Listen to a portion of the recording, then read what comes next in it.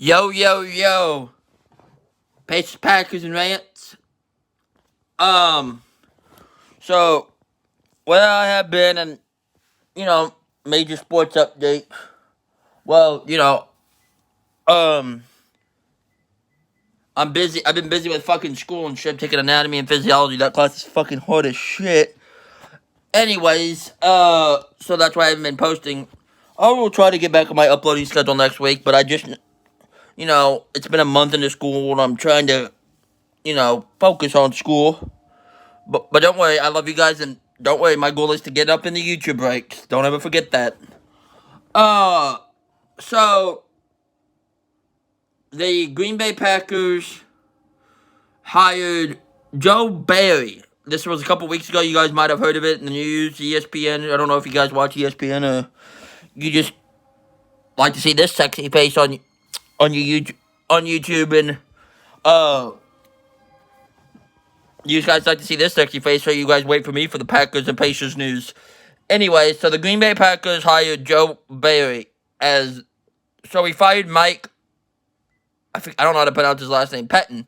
Mike Pettin as our defensive coordinator, and we hired Joe Barry as our next defensive coordinator. Now, don't get me wrong. We beat ourselves against the Buccaneers. We are talented enough to make the Super Bowl. I don't know, remember the last time I posted a video, but we did lose to the Tampa Bay Buccaneers 31-26 in the NFC Championship, obviously, because the Tampa Bay Buccaneers are now the 2021 Super Bowl 55 champions. Tom Brady, Rob Gronkowski, and the Tampa Bay Buccaneers, Antonio Brown, shit like that. Right? But we're talented enough to make the Super Bowl. We just gotta work on our defense. Our defense is fucking trash. So, I was happy when we fired Mike Pettin. Then we go on and hire Joe Barry. Now, this motherfucker named Joe Barry will forever be known as the defensive coordinator for the 0-16 Detroit Lions. I'm sorry. I know you haven't coached our team yet, Joe Barry, but get the fuck out of Green Bay right the fuck now. Because I know Matt LaFleur, the reason why Matt LaFleur hired him was because they were together with the Rams. I don't know what Matt LaFleur did with the Rams, and I don't know what Joe Barry did with the Rams. But in that note, that doesn't matter. I don't give a fuck about that. I just don't want him on my team because if I'm not expecting you to make the Super Bowl or even make the playoffs, but win a game, and you couldn't even do that. I know the talent wasn't there. The 2016 Lions had no talent whatsoever. I do remember that team. They had no talent whatsoever. I mean, hell, the Jacksonville Jaguars could beat them, and they suck. Anyways, and I'll tell you about this guy I talked to on Instagram who's a Jacksonville Jaguars fan. That irrelevant-ass franchise in all sports. Anyways, so yeah, we hired Joe Barry as our next defensive coordinator. Very stupid move on our part. And, another reason why I kind of haven't been uploading on YouTube is because, well, I'm not betraying my teams, but the Indiana Pacers kind of suck right now. Obviously, we started off the season 4-0, maybe 4-1, and then, we are now 12-13. But don't worry. I didn't get this tattoo for nothing. But we lost to the Brooklyn Nets. Obviously, they played, the NBA fucked Kevin Durant over. I'll tell you about that story here in a second. But we lost. We got blown out. I don't even know the score. I turned it off. I was over at Snowy Squid's house, chilling, shooting the shit, and I turned it on for the first half. He doesn't care. I was planning on making a video sometime this week, but, and it just happened to be today, and I just did it to watch my YouTube video, and I knew we were gonna lose, kinda, but, because, the Pistons kinda did blow out the Brooklyn Nets with James Harden and Kyrie. The Detroit Pistons 2 nights ago, technically. Yeah, Tuesday night Yesterday was Wednesday, today's Thursday. They lost to the Detroit Pistons. 122, 111, and I mean, I knew they were going to come out with fiery passion. I mean, that super team with Kevin Durant, and I'll tell you about my opinion on super teams here in a second, but with no Kevin Durant, but still, Kyrie Irving, James Harden, you don't expect that team to lose to a sorry-ass team known as the Detroit Pistons, which, by the way, we play the Pistons tonight, so we got to get back on the winning end today, because the Pistons, well, then again, if the Nets lose to the Pistons, bad news for us. Anyway, we just got to get healthy. Karis LeVert's still out. TJ Warren is still out. I don't know. Miles Turner was leading the league in blocks still the last time I checked. But, anyways, so how the NBA fucked KD over was, they knew he was sick, but they didn't know if it was COVID or not. So the NBA made him come off the bench. And if you guys know anything about the NBA or sport or basketball or just the NBA in general, you know that you are never, ever, ever, ever supposed to bench Kevin Durant. Right now, I wouldn't put him top 5 all time, but he is top 10 all time in the NBA. Easily.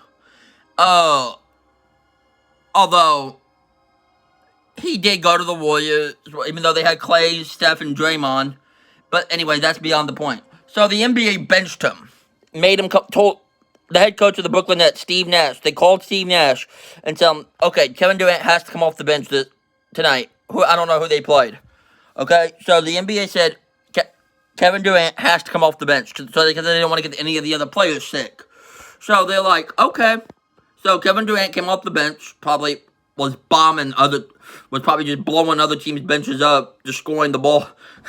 Because Kevin Durant versus another bench. Kevin Durant can probably take another whole NBA bench by himself. Anyways, and then he didn't even get to play the whole game because what happened was, then the NBA calls him back and says, Kevin Durant's violating COVID protocols and shit like that, and he got suspended. He got ejected from the game. He didn't do any fouls or anything the refs would eject him for. Like Adam Silver ejected him, the commissioner of the NBA, because Adam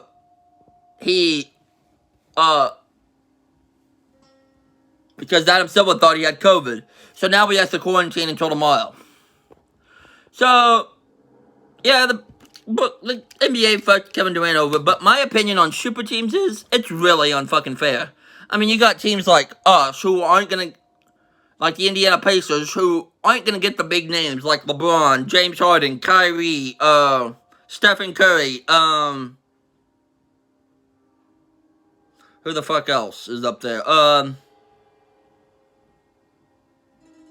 You know, guys like that, LeBron, Steph, Kevin Durant, James Harden, Kyrie Irving, Klay Thompson, you know, whoever the fuck else. Anyways, so it's just really unfair that the NBA allows them to do that, because that's just an instant win of the championship. But anyways, so my problem with the Indiana Pacers is, well, one, we got to get healthy. Since there's not a lot, yeah, I don't know if I told you guys, because I really don't remember the last time I uploaded, but Karis LeVert did have successful surgery. There is no timetable on his return, but they're saying that on this road trip, we have a 3-game road trip, and there's not enough practice on this 3-game road trip, but when we do get practice time, that Karis LeVert will practice with the team a little bit, because he had that cancer tumor in his kidney or whatever the fuck. And then TJ Warren is not on this road trip. It's only a 3-game road trip. He had a stress fracture in his left foot that he had surgery on. And they're saying at the first practice after this road trip that he will be back practicing. Not playing, just practice. Not playing in a game, just practicing. So, that's actually a good sign. But anyways, oh yeah, and I need to tell you about this guy. who's a Jacksonville Jaguars fan that I talked to on Instagram, he thinks that that after they get Trevor Lawrence, the first overall draft for the first overall pick in the NFL draft. He thinks the Jacksonville Jaguars have to go like 7-9, maybe 8-8. First of all, they won't go 8-8 or 7-9. He thinks. Bottom line is, he thinks they'll make the Super Bowl next year. Motherfucker, you got the Buffalo Bills, who's a really good team. You got the Cleveland Browns, who's a really good team. You got the obviously the Kansas City Chiefs with Patrick Mahomes, who's gonna go to multiple Super Bowls.